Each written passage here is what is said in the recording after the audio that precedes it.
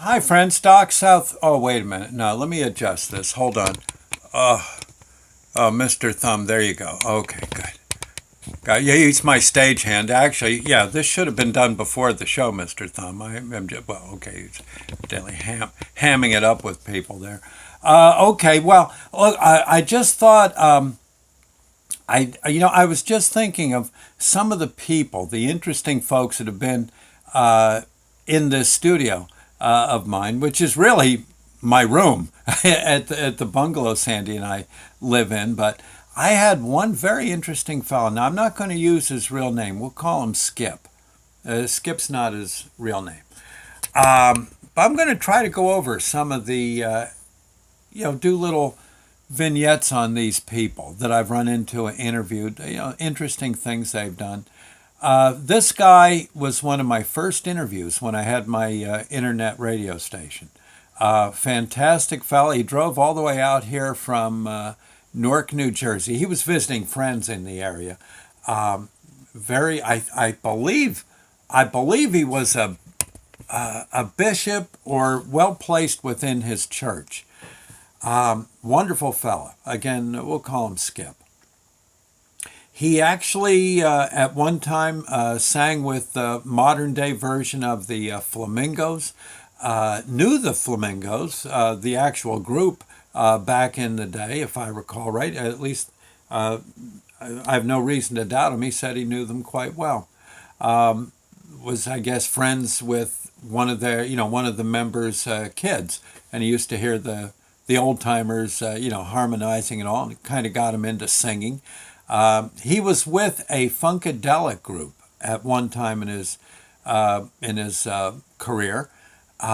Interesting guy, and he was telling me. He said, I guess funkadelic. He wore all those like those crazy jumpsuits and the hair's out to here and all that kind of thing. And very talented. Life of me, I can't think of the group right now. And if I knew even, I'd really have to perhaps not say. Okay.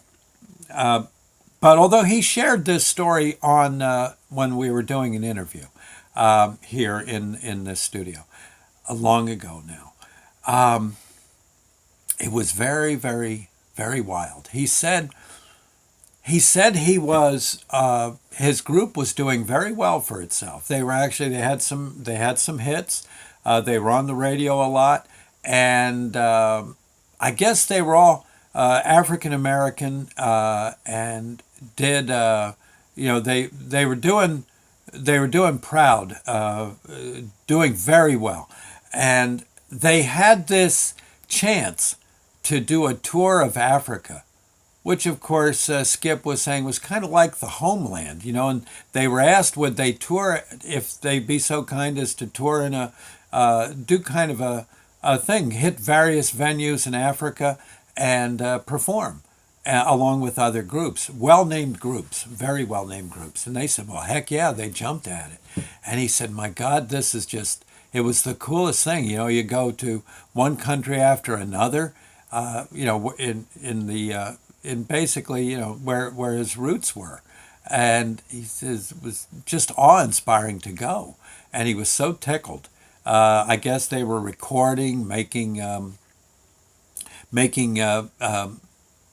videos, I suppose, getting songs down, live that were done, again in front of these thunderous crowds.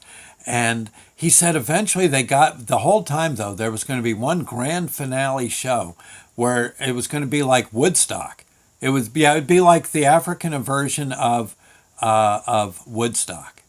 And he said he just couldn't wait. He was so excited. And of course, the big day eventually came. Big days have a way of doing that. And there was a band or two in front of his. His band wasn't necessarily the closing band, but it was up there. Yeah. It was like after them, the big band would be in, but they were fine, being who they were. And he said it was his band's turn. He's backstage, the offstage, and all the guys playing the instruments and the backup singers are out there doing their thing, dancing all over the stage. I mean, they're absolutely the pinnacle. He said this was the pinnacle of. He said it couldn't get any better after this. He said it was just, there they are. He's waiting to go on. He's getting himself going and and doing all the, again, he said, you could hardly see through all the hair on his head. By the way, I think he was bald now. But, he said at one time, he said, believe it or not. Yeah, I know the feeling. And he, and it's, there's like an announcer kind of squealing and yelling into the microphone and waves Skip in, and Skip comes dancing out, and then all of a sudden everything went quiet. Skip said he couldn't believe it. He said everything went quiet, and he's on stage. He says, "What did the?" And he stops, and he's looking. But he sees his guys are playing their drums. The drums are going, the bongo guys, and the backup singers are dancing around. You can see the crowd. People are, boogieing all over. There's balloons going into the air, confetti. Oh my gosh. He said, but it's dead quiet. Dead freaking quiet.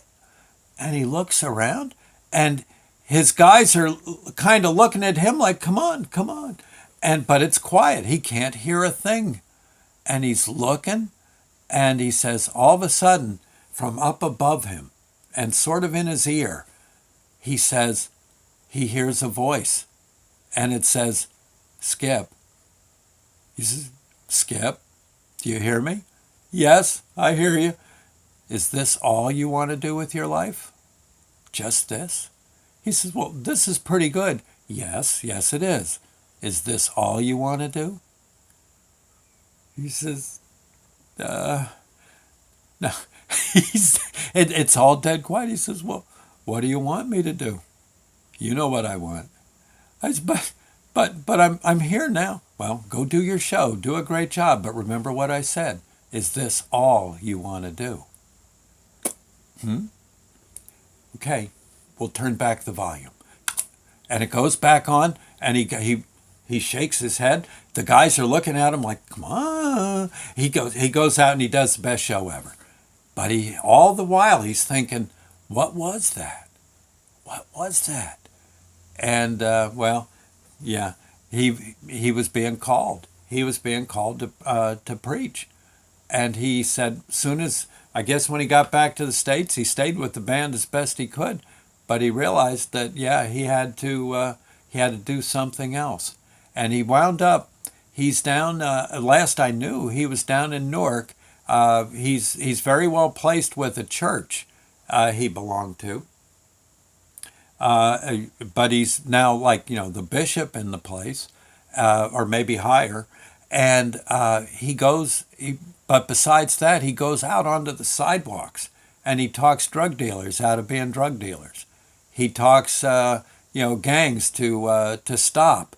Girls who are selling themselves. He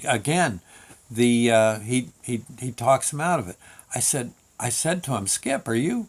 I said, you could get killed doing that. He said, I don't care. He says, first off, most of those people don't really want to be doing what they're doing. The truth be known, he said, they're kind of ashamed of themselves. And if you can get on to that, I've moved quite a few people into proper lives. Not everyone, he says. And he said, I have some tense moments, but for the most part, I'm being taken care of. And I said, my God, look at that. He says, yeah, Doc, huh? Yeah. So anyway, it's pretty cool. Neat guy.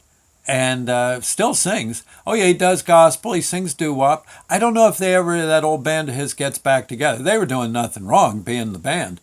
But evidently, someone had more plans for my friend Skip. He was a good guy. Very good guy. Anyway, I thought I'd say. Thought you might like hearing that story. I think I've told it before, but I wanted to get it done, visually too. Put it on my YouTube site. Pretty neat thing.